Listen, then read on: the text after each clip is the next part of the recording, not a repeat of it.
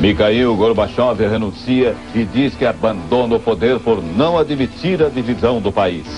74 anos depois, a bandeira vermelha desce o mastro no Kremlin.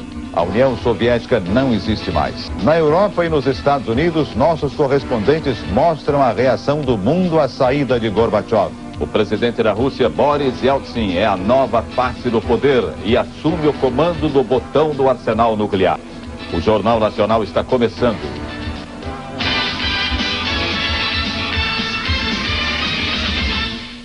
O mundo inteiro assiste a um dos momentos mais importantes da história. A renúncia de Mikhail Gorbachev. É o fim definitivo da União Soviética. Vamos falar ao vivo de Moscou com o repórter Pedro Bial. Essa noite é a bandeira russa que tremula no Kremlin. E agora é Boris Yeltsin que detém o poder de decisão sobre um arsenal nuclear que pode destruir o mundo centenas de vezes. Mikhail Gorbachev se despediu do poder com um discurso rápido. Ele agradeceu aos que o apoiaram, ele reconheceu erros, pediu para que fosse revisto o processo de decisão que levou ao fim da União Soviética, ou melhor, ele lamentou o processo de decisão, mas ele disse que não se arrepende por um só momento de ter iniciado as reformas democráticas que acabaram assim, com o fim do comunismo e da União Soviética. A segunda Revolução Russa chega hoje ao seu apogeu. Esse 25 de dezembro é o último dia de 1917. Pedro Bial, de Moscou. Mikhail Gorbachev deixa 6 anos de poder com um discurso de 12 minutos. Gorbachev disse a 280 milhões de soviéticos que renunciava porque não podia admitir a divisão do país. Muito sério, Gorbachev fez uma análise dos anos que passou no poder. Recordou o sucesso da perestroika, que levou a liberdade para o povo soviético. Mas disse que os soviéticos ainda não sabiam como usar essa liberdade. Gorbachev falou ainda do final das tensões da Guerra Fria e acusou as forças reacionárias de impedir que muito mais fosse feito pela União Soviética. Gorbachev defendeu a preservação da União e disse que as consequências da nova comunidade de estados independentes eram difíceis de avaliar, mas que todos teriam que conviver com elas. Ele prometeu apoio à comunidade. Em silêncio, sem hinos e sem discursos, saiu de cena o maior símbolo de 74 anos de história da União Soviética. No lugar, subiu a bandeira vermelha, branca e azul da Rússia. O criador das reformas que mudaram a União Soviética acaba atropelado por elas. Mikhail Gorbachev, o 8º e último presidente do Império Comunista, entra para a história como o homem que ajudou a acabar com a Guerra Fria e mudou a face do mundo. Niet, não. Até 85, essa era a palavra russa mais conhecida no Ocidente. Foi Mikhail Gorbachev que introduziu os termos perestroika e glasnost no vocabulário russo e mudou a linguagem das superpotências. Esse cara sorri, observou Ronald Reagan num dos primeiros encontros com o líder do que chamava o Império do Mal.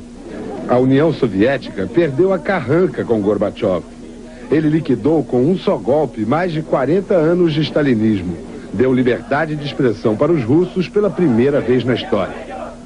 Sucesso da glasnost, abertura, fracasso da perestroika, reconstrução. A única coisa que cresceu na economia comandada por Gorbachev foram as filas. É o primeiro e o último líder da União Soviética a sair aqui do Kremlin vivo. Se propôs a reformar o comunismo e a União Soviética e acabou junto com os dois. Foi a Berlim e advertiu Erich Honecker. Os que se atrasam são castigados pela própria história. Gorbachev deve ter se esquecido da frase, pois tentando compor com a linha dura foi atropelado pelo processo que iniciou. Esse ano foi salvo de um golpe de Estado pela cria tornada rival. O mesmo Boris Yeltsin, que resgatou Gorbachev em agosto, acabou com ele em dezembro. Gorbachev, que mudou o mundo, não se transformou a tempo de sobreviver politicamente. Sai do Kremlin para entrar na história. Boris Yeltsin tem pressa. já comunicou à ONU que vai mandar um embaixador para ocupar o lugar que era da União Soviética no Conselho de Segurança. O prédio da missão soviética na ONU, em Nova York, parece funcionar de acordo com os novos tempos. Mas nem tudo. A guarita e o carro da polícia ainda guardam o número 136 da Rua 67.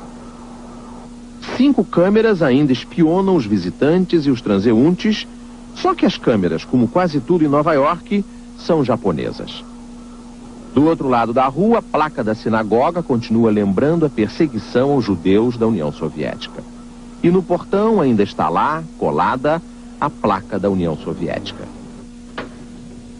Mas hoje há hospitalidade.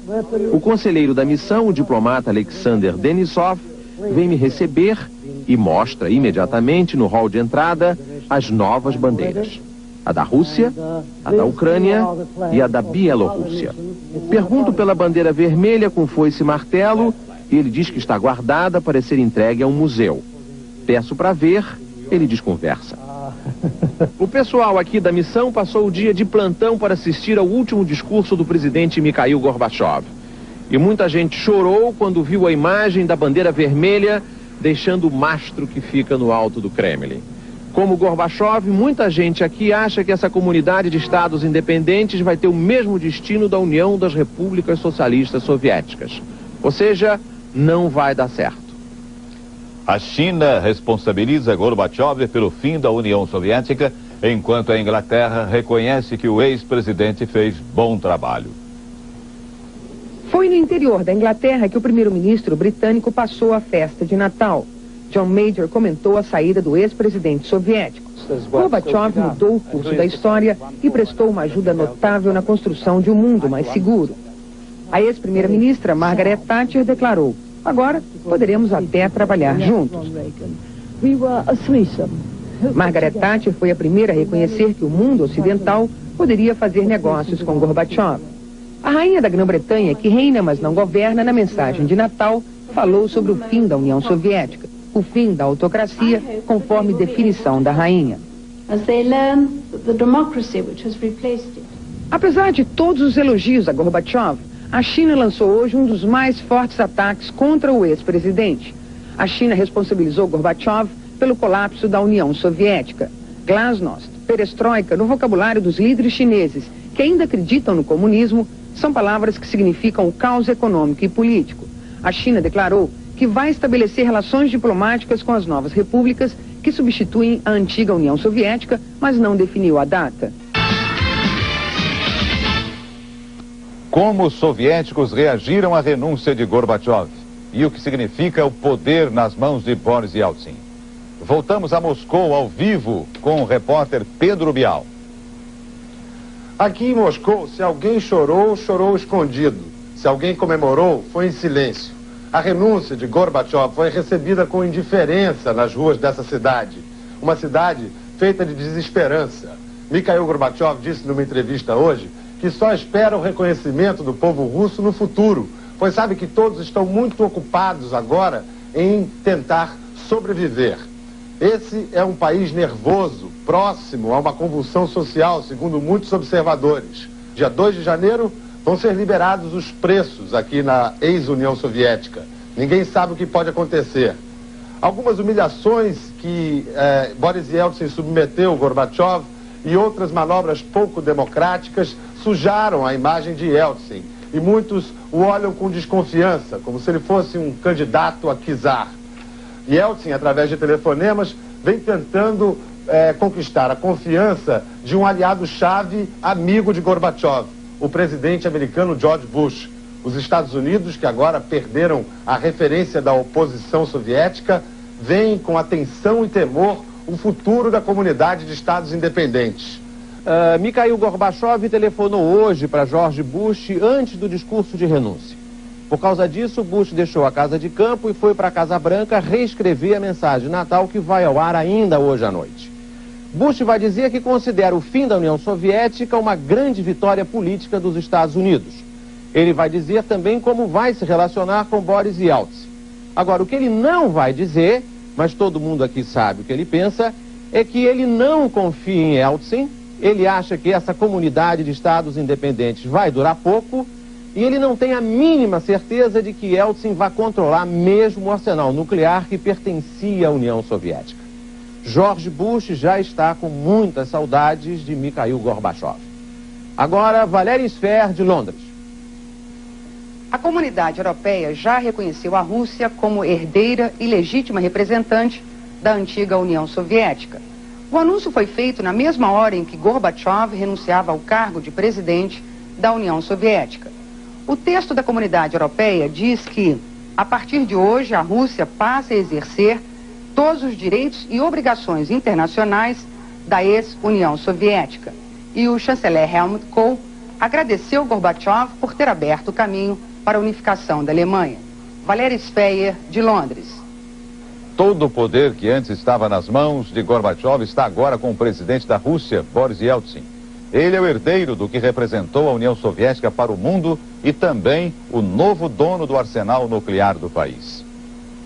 Boris Nikolaevich Yeltsin começou a carreira política no Partido Comunista aos 30 anos. Em 81 já fazia parte do Comitê Central do Partido Comunista. 4 anos depois, ele era convidado por Gorbachev para chefiar o partido em Moscou. Agressivo, Yeltsin exigia rapidez nas reformas. A consagração do político veio em junho deste ano como o primeiro presidente eleito pelo voto direto na história da Rússia. 46 milhões de votos garantiram a Yeltsin 5 anos de mandato na maior e mais rica república soviética. Mas o mundo tomou conhecimento da coragem de Boris Yeltsin durante o golpe de agosto. Enquanto Gorbachev estava sob a mira de fuzis na Crimeia, Yeltsin subia nos tanques e conclamava os soviéticos a resistir ao golpe. Boris Yeltsin se transformava em herói nacional e passava a ser o homem forte do país. Com a criação da Comunidade de Estados Independentes no início de dezembro, Yeltsin fez o que o golpe de agosto não tinha conseguido: esvaziar o poder do presidente soviético. Hoje, esse político de 60 anos é o novo líder da comunidade que surgiu da segunda maior potência do mundo. Jornal Nacional.